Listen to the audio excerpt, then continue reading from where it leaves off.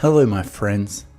In addition to millions of cattle of popular breeds such as Angus, Hereford, Holstein or Nguni, currently many cattle farms in the United States and some African countries also raise Longhorn cattle for the purpose of harvesting meat, milk or raising for conservation. In recent years, the most famous Longhorn cattle breeds can be mentioned as the Ankole cattle or Texas Longhorn. In addition, the English Longhorn is also a well-known and popular Longhorn cattle breed in the north of the United Kingdom. From the Great Plains of the United States to the tribal lands of Africa, Longhorn cattle symbolize resilience, great adaptability, and timeless beauty.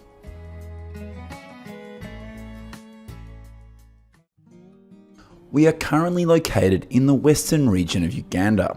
This is where the largest concentration of Ankole Longhorn cattle ranches are in Africa.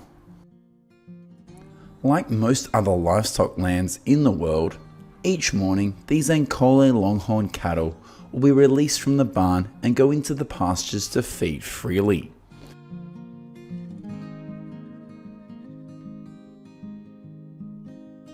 It is estimated that there are currently nearly 7.3 million Ankole cattle raised in Africa, and they are mainly distributed in East Africa, especially countries such as Uganda, Rwanda, or Kenya, where they are of cultural and economic importance.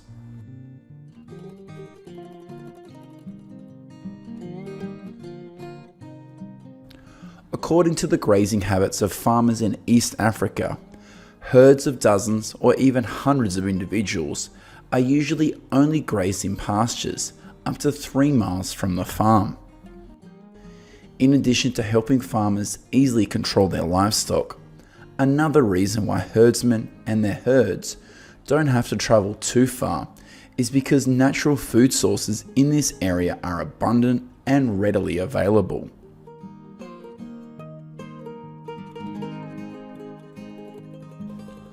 Although the Ankole is a culturally well-loved cattle breed in Africa, the Ankole is not the continent's most popular cattle breed. For decades, the Zebu has always been the most popular cattle breed raised in Africa. It is estimated that at present, the number of Zebu cattle in Africa may be more than 300 million individuals. The Ankole Longhorn cattle are common only in East Africa, and their name comes from the Ankole people, an ethnic group living mainly in the western regions of Uganda and parts of Rwanda. On average, an adult male Ankole usually weighs around 1,100 pounds, and the average weight of a female is only around 800 pounds. Compared to Angus cattle raised in the United States, the weight of Ankole Longhorn cattle is about 30% lighter.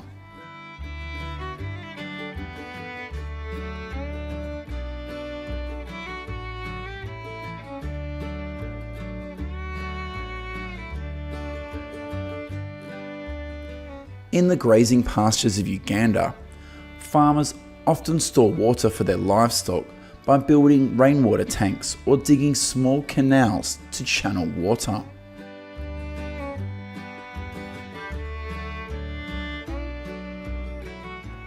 In the late afternoon, when the sun has gradually turned off, the Ankole herds will be herded into the barn to rest. Because there are no predators around these farms, the construction of the barn is also done rather simply, and it does not have a roof. Most herders here just need a place to gather their herds close to where they live. About every 3 days, the farmers will burn straw or other materials to create smoke in the barn to control insects and other parasites. In addition, they say this helps reduce the stress of animals in tight conditions.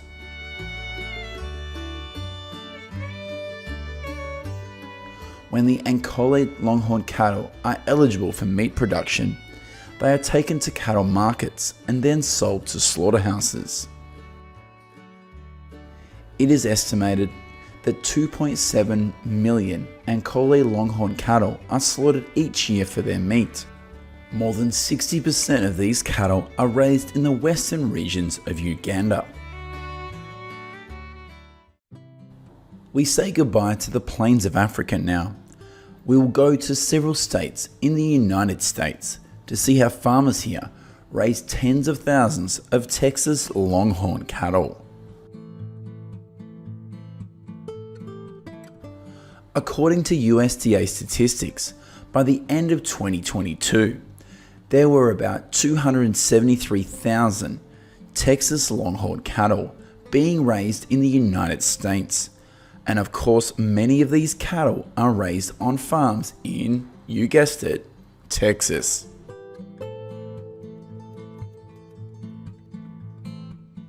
Like many other cattle breeds raised in the United States, Texas Longhorn cattle are raised for their meat and crossbreeding. However, the most striking feature this Longhorn cattle breed brings to America is its historical and cultural significance.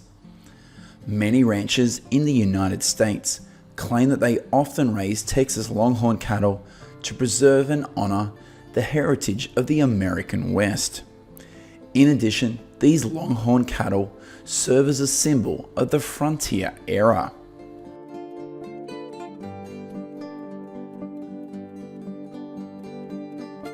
Only about 45,000 Texas Longhorn cattle are slaughtered in the United States each year, and meat extraction is only performed on the mature cattle.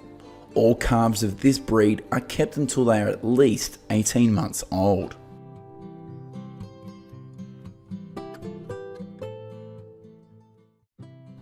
Currently, the ranch with the most Texas Longhorn cattle is a ranch in Hill County, Central Texas. This ranch has about 420 Longhorn cattle, and each year between 100 and 130 of these Texas Longhorns are sold for meat production and for entertainment or exhibition purposes. Which breed of Longhorn cattle are you most impressed with? Let me know what you think in the comments section of the video.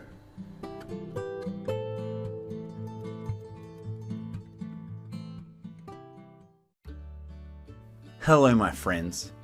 Farming is not only affected by mammals like wild rabbits, wild pigs or rats. Every year, Australian farmers and ranchers suffer significant damage from millions of wild birds from the parrot family. Currently, there are 56 species of parrots living in most areas of Australia, with an estimated number of more than 17 million individuals. Among them are the galah cockatoo, the sulphur-crested cockatoo, a rainbow lorikeet, and the budgerigar, and these are some of the most popular parrot breeds on the continent. There are flocks of parrots that number in the dozens and even hundreds, and they can appear where you live. In addition to making annoying noises, they can also harm crops such as grain crops, fruit trees, and nut trees. In addition, parrots can also nest in inappropriate places, like the recesses of your roof. Having dozens of parrots in your backyard also causes pollution due to the hundreds of piles of droppings they leave behind. These are galah cockatoos. They are believed to be the most numerous of all parrots living on mainland Australia. In the wild, the galah is found in a wide variety of habitats, from arid hinterlands to wooded areas. In addition, this bird is also commonly seen in urban and suburban areas of cities. This is a cattle ranch in Maranoa County, southwest Queensland. Around this area is also a home to a flock of galah cockatoos, with a number of nearly 300. Galahs often have a habit of eating grass and nuts. Each day, hundreds of galahs often fly to this farm in search of water and food. Unfortunately, this is usually used for livestock and includes corn as well as some other seeds. The appearance of these noisy birds causes a lot of discomfort to the people working on this cattle farm. They not only appear around cattle and poultry farms though. Galahs also frequently form large flocks and fly to fields of wheat or barley to feed. Galahs are often attracted to crops that are in the milk or past stage. As soon as the seeding process is completed, these noisy birds may emerge to eat some kind of seed. Imagine what happens when you have a field of wheat ready to be harvested, when suddenly hundreds of galahs come from nowhere to enjoy a free meal on your dime.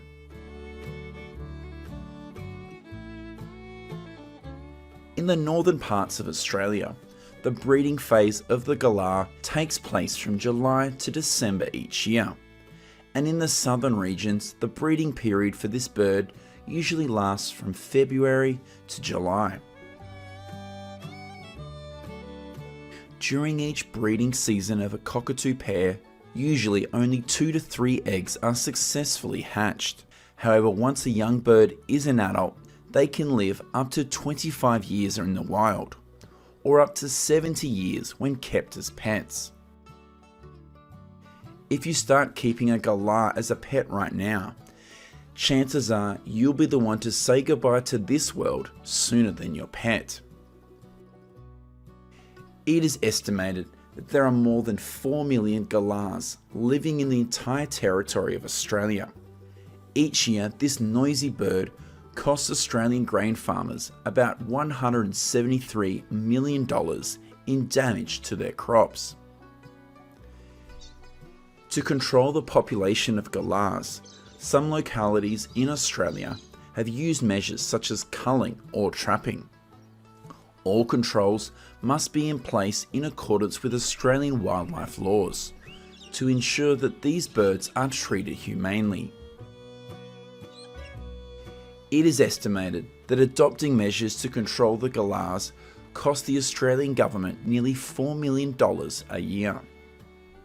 If you are an Australian, like me, tell us what negative impact the galahs have had on your life.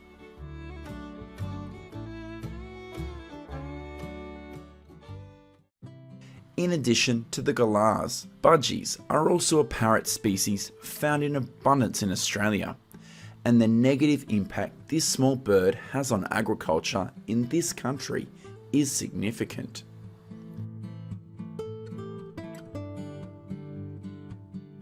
In the wild, budgies usually live in flocks of about 100 individuals.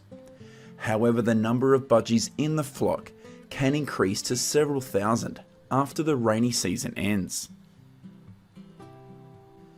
The reason for the rapid increase in the number of budgies in a flock after the rainy season is at this time the rapid growth of vegetation provides more food and nesting material. As a small bird that lives in flocks, budgies have always been considered the favourite prey of birds of prey, such as falcons. In most areas of Australia, in the places where budgies live, are also home to flocks of falcons. However, with an estimated population of nearly 5 million, the impact of birds of prey on the number of budgies in Australia is negligible.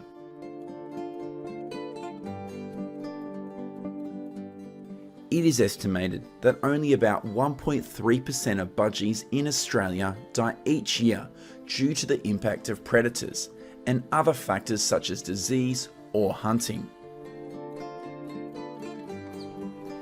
In most areas of Australia, the breeding season for budgies usually lasts from September to February of the following year. However, this bird can also completely stop breeding for a year if the weather conditions are too dry or there is a lack of nesting material. After about 6 to 7 weeks, these young birds will be ready to leave the nest, and after each breeding season, the number in a colony of budgies usually increases to about 13 to 17 times the original number.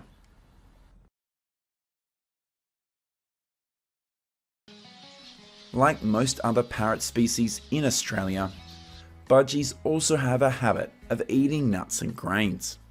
A flock of parrots with hundreds or even thousands of them will cause significant damage to fields of wheat or sorghum that are about to enter the harvest period. In addition, fruit farms such as bananas or mangoes are also a favourite place for a flock of budgies. In the wild, adult budgies need to drink water at least 7 times per day. Therefore, small water holes in arid regions of Australia are often the place where you can easily see the appearance of these small birds.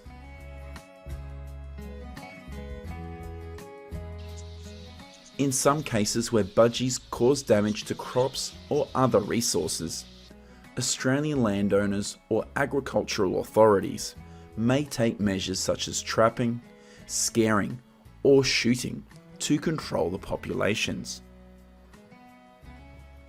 Overall, the impact of millions of parrots in Australia on agriculture is quite significant, especially on small farms. However, compared with other pests such as feral pigs or wild rabbits, the impact of parrots in Australia on agriculture is only a very, very small part.